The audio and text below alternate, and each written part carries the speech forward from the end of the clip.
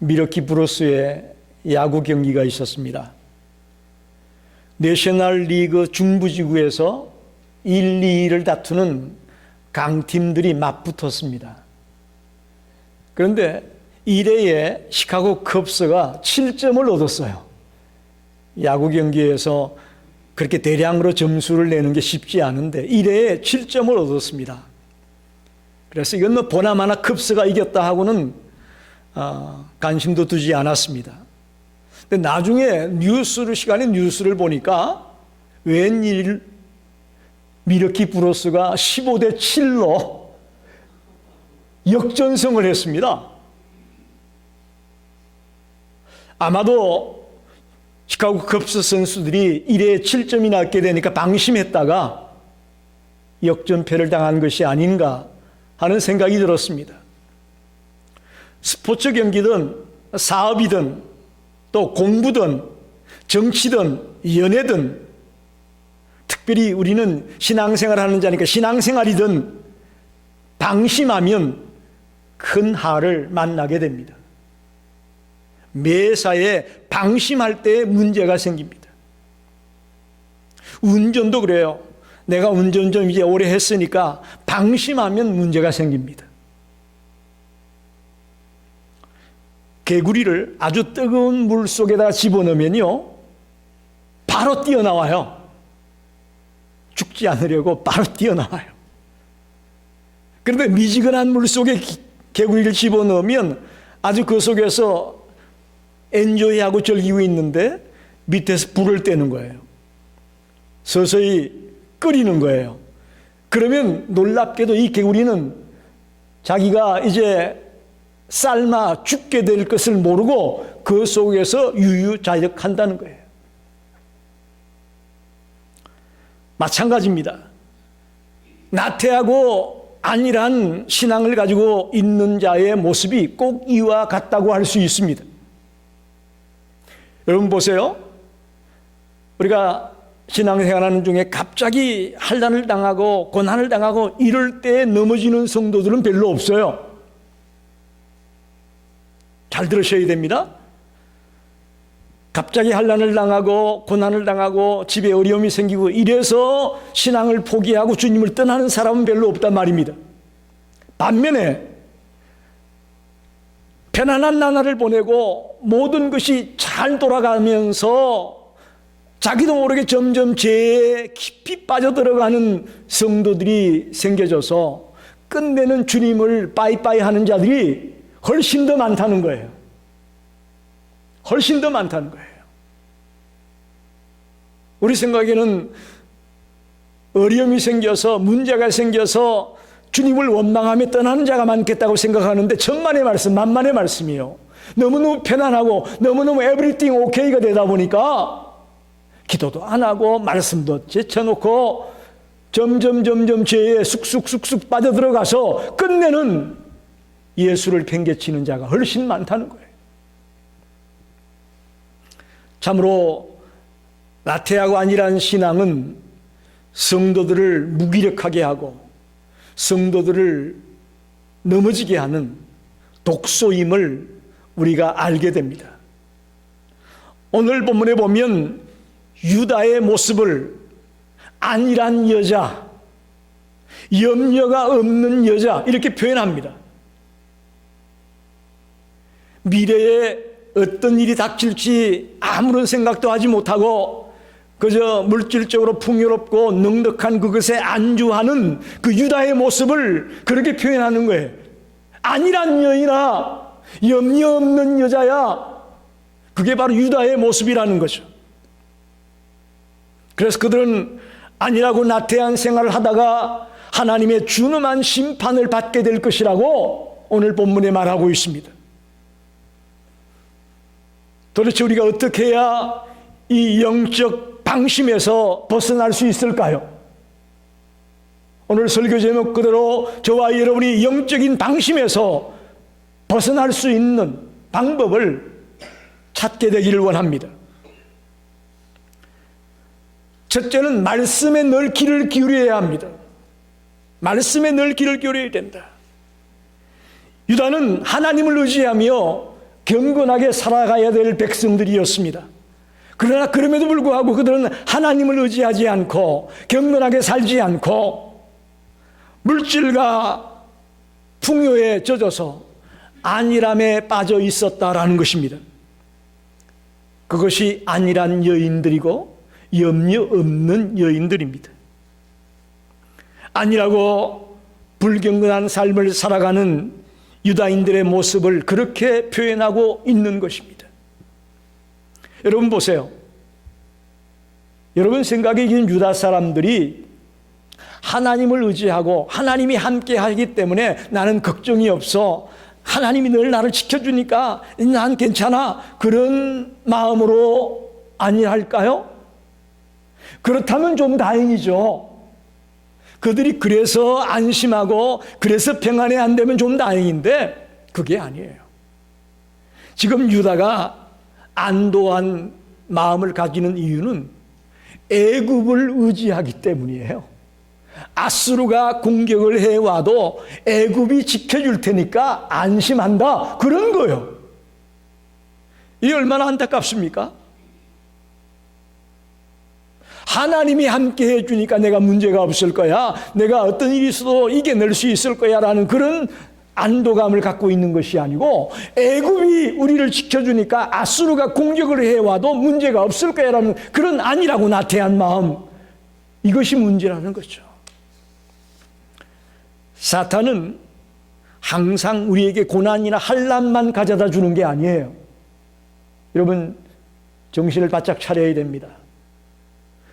사탄은 우리에게 무조건 고난이나 환난이나 어려움을 가져다 주는 것으로 우리에게 접근할 것으로 생각하면 오산입니다. 오히려 우리에게 달콤한 걸 가져와요. 달콤한 거. 아주 먹고 싶고 탐스럽고 보기 좋은 것들을 들고 우리 앞에 나타난다는 것이죠.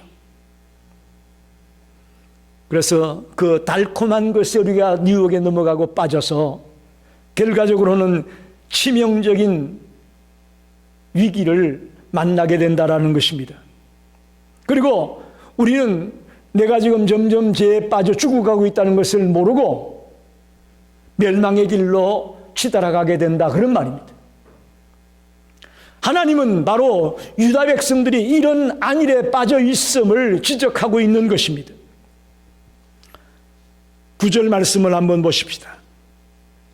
너희 안일한 여인들아, 일어나 내 목소리를 들을지어다. 너희 염려 없는 딸들아, 내 말에 귀를 기울일지어다. 하나님의 말씀에 귀를 기울이라고 말합니다. 할렐루야. 하나님의 말씀에 귀를 기울이라. 아주 심플해요. 어려운 말씀 없어요. 안일한 여인들아, 하나님의 말씀에 귀를 기울여라. 영적인 방심에 빠져있는 너희들아, 하나님의 말씀에 귀를 기울여 라고 이렇게 말씀하는 거예요. 이 세상은 갈수록 그리스도인들을 영적으로 무기력하게 만들어가고 있습니다.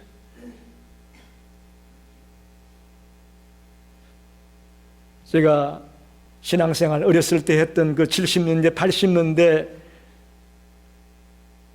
우리 한국의 상황은 참 열악했죠. 못 살았습니다. 가난하고 힘들었습니다.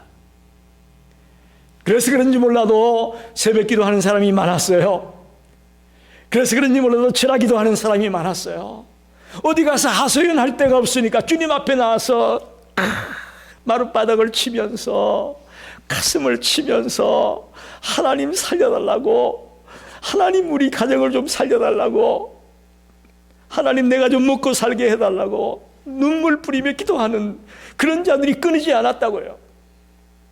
근데 지금 경제적으로 발전하고 살기 좋아지고 특히 우리 이민자들 여기 와서 그래도 이만큼 살게 되면서 점점 그리스도인들이 영적으로 무기력해져 가고 있다는 것입니다. 세상의 소리에는 귀를 기울이면서도 하나님의 음성에는 귀를 기울이지 않습니다. 이게 우리 현실이에요. 편안할수록 영적인 안일함에 빠지지 않도록 더 하나님의 말씀에 귀를 기울이는 저와 여러분이 되길 바랍니다. 편안할수록 하나님의 말씀에 귀를 기울여야 된다고요.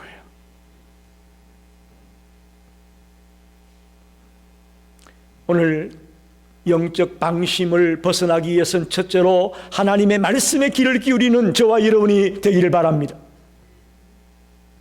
두 번째는 말씀으로 늘 내 삶을 살펴야 됩니다. 내 삶을 돌아보는 거예요. 우리는 다른 사람의 문제는 기가 막히게 알아내요. 기가 막히게 알아내요. 그런데 내 자신의 문제에 대해서는 좀 둔해요. 그래서 자기의 죄를 보지 못합니다. 자기의 허물을 보지 못합니다. 자기의 약점이 뭔지 보지 못합니다. 그래서 늘 아니랍니다. 그리고 이게 뭐랄까요? 자기에 대해서는 좀 넉넉해요. 아이, 괜찮아. 다음에 또 하면 되지 뭐. 아주 자기한테 넉넉해요. 남들은 조금만 잘못해도 야단을 치면서도 자기가 잘못하는 건 그냥 괜찮다고 넘어가요. 이게 바로 영적 타락의 결정적인 원인이 되는 것입니다. 내 자신을 제대로 살피지 않기 때문에 이런 위기가 오는 겁니다. 오늘 본문 11절을 보십시다. 너희 안일한 여자들아 떨지어다. 너희 염려 없는 자들아 당황할지어다. 옷을 벗어 몸을 드러내고 배로 허리를 동일지어다. 이게 뭐예요? 옷을 벗어 몸을 드러내고 배로 허리를 동이라는 이야기는 회개하라는 이야기예요. 말씀 앞에 나를 비추어서 내 삶을 살펴보는 거예요. 그것이 영적 방심에서 벗어나는 길임을 믿으시기 바랍니다. 다른 사람을 보기 전에 내 자신을 먼저 봅시다. 우리는 하나님 앞에 완전하지 못합니다. 부족한 것 투성입니다.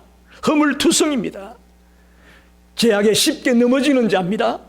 그러므로 하나님의 말씀 앞에서 늘 나를 살피며 회개하고 통해 자복하고 늘 주님 앞에 바로 서려고 몸부림을 치는 우리 모든 성도님이 되시기를 간절히 부탁합니다. 그것이 영적 방심에서 벗어나는 겁니다. 세 번째, 그 시편 51편 10절을 한번 보십니다. 시편 51편 10절을 보게 되면 하나님이여 내 속에 정한 마음을 창조하시고 내 안에 정직한 영을 새롭게 하소서라는 말씀이 있습니다. 내 안에 정직한 영을 새롭게 해달라. 날마다 나를 돌아보며 어리석고 미련한 것들을 통해 자복하며 매일매일 정결케 하는 삶을 살라는 말씀입니다. 즉 말씀 앞에서 나를 살피는 영적인 성찰을 게을리하지 않는 성도가 되기 바랍니다. 세 번째로 말씀으로 늘 충만해야 합니다. 말씀으로 충만해야 된다. 이스라엘은 하나님의 좋은 밭입니다. 하나님은 그 좋은 밭에서 귀한 열매들을 거두기 원하셨습니다. 그런데 유다는 영적으로 타락의 길로 심판의 길로 걸어가고 있으니 얼마나 주님이 답답하셨겠습니까? 13절 14절 말씀을 보십시다. 내 백성의 땅에 가시와 찔레가 나며 희락의 성읍 기뻐하는 모든 집에 나리니 대저 궁전이 폐함받으며 친구 많던 성읍이 적막하며 오벨과 망대가 영원히 구렬이 되며 들나귀가 즐기는 곳과 양떼의 초장이 되려니와 그랬습니다. 아무리 좋은 땅이라도 여러분 가꾸지 않으면 잡초밭이 되는 거예요. 순식간입니다. 조금만 돌아보지 않으면 밭은 잡초밭으로 변하고 말아요. 우리의 신앙도 똑같습니다. 우리가 하나님의 말씀으로 충만하지 않으면 우리는 영적으로 열매를 맺을 수 없는 잡초밭으로 우리가 바뀌고 만다는 것을 알아야 됩니다. 그래서 오늘 우리는 말씀으로 충만해져야 하는 것입니다. 그럴 때 우리는 말씀 충만이란 곧 예수로 충만케 되는 것이고 더 나아가 성령으로 충만케 되는 것입니다. 그래서 우리의 삶에 풍성한 열매들을 맺어서 하나님을 기쁘게 하는 자가 될 것을 믿습니다. 그래서 말씀으로 충만할 때에 영적인 방심의 자리에 빠지지 않는 것입니다. 마지막으로 오늘 15절에 보니까 그때에 마침내 위에서부터 영을 우리에게 부어주시리니 강야가 아름다운 밭이 되며 아름다운 밭을 숲으로 여기게 되리라. 위에서부터 성령을 부어주시겠다고 말씀합니다. 여러분, 유다가 회복되는데 어떻게 회복되느냐? 위에서부터 하나님이 성령을 부어줄 때에 유다가 회복이 되어집니다. 놀랍습니다. 우리가 노력해서 회복이 되는 것이 아니고요, 하나님의 성령이 우리 가운데 부어질 때에 그때 회복의 역사가 일어난다는 거예요. 오늘 예배하면서 저와 여러분이 주의 성령을 사모합시다. 주의 영이 나에게 충만케 되기를 사모합시다. 그럴 때 우리가 변화되고 우리가 회복이 되는 거예요. 회복이 되는 거예요. 우리가 오늘 거의 14개월, 16개월 만에 찬양단이 다시 찬양을 했습니다. 얼마나 좋습니까? 얼마나 좋아요. 그런데 오늘 처음 찬양을 했던지 저도 목이 쉬고 우리 권성현 전도사님도 목이 쉬고 아마 김지현 집사님도 목이 쉬었을 거야. 목이 쉰 사람은 제대로 찬양을 한 거요.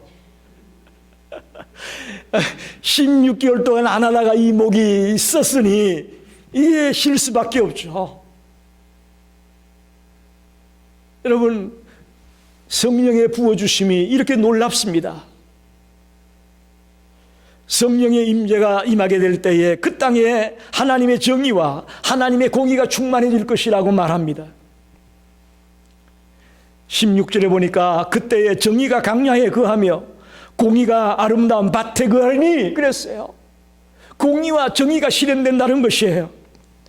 또 성령으로 회복된 백성들은 더 이상 세속적 물욕에 집착하지 않습니다. 하나님의 말씀을 쫓아 정의롭게 공의롭게 살아가려는 자로 바뀌어진다는 것이죠. 이게 회복이에요. 이들의 삶에는 이제부터 진정한 평안이 찾아오고 진정한 평화가 찾아올 것이라고 말합니다. 그것은 하나님이 주는 평안입니다. 내가 노력해서 얻는 평안이 아니고 하나님이 주는 평안이라고요. 요한복음 14장 27절에 이렇게 말씀합니다. 평안을 너희에게 끼치노니 곧 나의 평안을 너희에게 주노라. 내가 너희에게 주는 것은 세상이 주는 것과 같지 아니하리니 너희는 마음에 근심하지도 말고 두려워하지도 말라. 나의 평안을 너희에게 준다. 내가 주는 평안은 세상이 주는 것과 다르다. 할렐루야. 위에서 우리에게 주의 영이 부어질 때에 우리에게 이런 놀라운 평안이 찾아온다라고 말씀합니다. 18절로 마지막 20절까지 말씀을 보게 되면 내 백성이 합평한 집과 안전한 거처와 조용히 쉬는 곳에 있으려니와 그 숲은 우박에 상하고 성읍은 파괴되리라. 모든 물가에 씨를 뿌리고 소와 나귀를 그리로 모는 너희는 복이 있느냐. 할렐루야. 그 누구도 빼앗아갈 수 없는 안전함에 거하게 될 것이라고 말합니다. 비록 바람이 불고 우박이 떨어지는 그런 시련과 고난이 곳곳에 있을지라도 하나님의 자녀들은 안전하게 지키겠다고 말씀합니다. 또한 하나님의 관계가 회복된 백성들은 물가에 씨를 뿌리는 자와 같다고 말씀합니다. 마르지 않는 물가에 씨를 뿌려 풍성한 열매를 거두게 되는 그런 축복이 있을 것을 약속합니다. 영적으로 방심하지 않을 때에 이와 같은 역사가 일어난다는 것이죠. 말씀을 정리합니다. 우리가 하나님께는 관심이 없고 세상이 주는 풍요와 물질에 온갖 관심을 기울이고 있는 내 자신은 아닌지 돌아보게 됩니다. 오늘 유다 백성의 모습이 혹시 나의 모습은 아니었는지 돌아보게 됩니다. 말씀을 통해서 여러분 도전받기를 바랍니다. 이거 나하고 상관없는 얘기인데 뭐 그렇게 생각하지 마시고 유다 백성의 이 모습들을 바라보면서 아, 내 모습이 이와 같았구나 라고 나를 돌아보자는 말입니다. 하나님께 소망을 두기보다 세상에 소망을 두며 아니라는 삶을 살고 있지는 않는지 자신에게 질문해 보시기 바랍니다. 아니라는 삶은 심판의 대상이 되고 맙니다. 우리가 하나님의 백성답게 기꺼이 하나님을 가까이 하며 하나님 말씀 중심의 삶으로 회복되기를 원합니다. 말씀에 귀를 기울이는 삶을 살아야 되겠다고 말씀드렸습니다. 말씀으로 늘 내 삶을 살펴봐야 됩니다. 내가 지금 어디에 떨어져 있는지, 어떤 문제가 있는지 말씀으로 나를 자꾸 돌아보는 거예요. 그리고 말씀으로 충만해지는 거예요. 특별히 그럴 때 성령으로 충만케 되어지는데 하나님의 영이 위에서부터 부어질 때 우리 속에 진정한 평화가 찾아오고 진정한 축복의 역사가 일어날 것이라고 약속합니다. 이런 진정한 하나님의 축복이 저와 여러분 모두에게 넘치게 되기를 간절히 축원합니다. 기도하겠습니다.